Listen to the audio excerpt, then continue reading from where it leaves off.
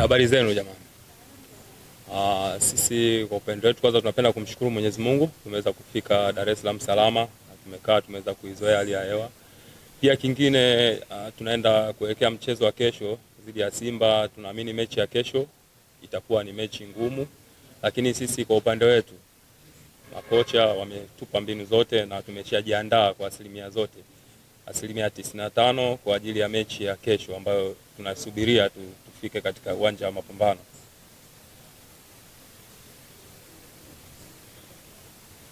Shukrani sana Benedict Haule. Mnakutana na Simba ambayo mzunguko wa kwanza mlicheza wakashinda goli moja wakiwa ugenini. Unaamini mchezo wa kesho utakuwa namna gani? Unajua kila mchezo unakuja kwa namna yake tofauti. Tunaamini kwamba mechi ya kwanza, mkondo wa kwanza tulipoteza, ila kwa huu mkondo wa pili sisi tumejiandaa vizuri kwa sababu tumejua mahali fulani ambapo tulikosea. Kwa hiyo tumejipanga kwa ajili ya kutafuta pointi 3. Nakaribisha maswali kwa Benedict. Jina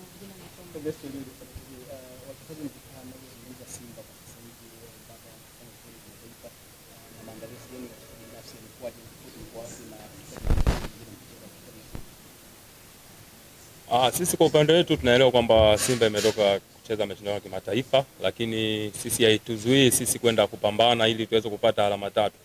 Kwamba sisi tukikaa lazima tuambizane kwamba tunaelekea mwisho wa msimu na hii mechi tunahitaji kufanikisha ili tuweze kupata pointi 3. Ndio mipango ya timu. Kwa hiyo kila kitu kitafanyika vizuri, naamini tutashinda. Swali la mwisho.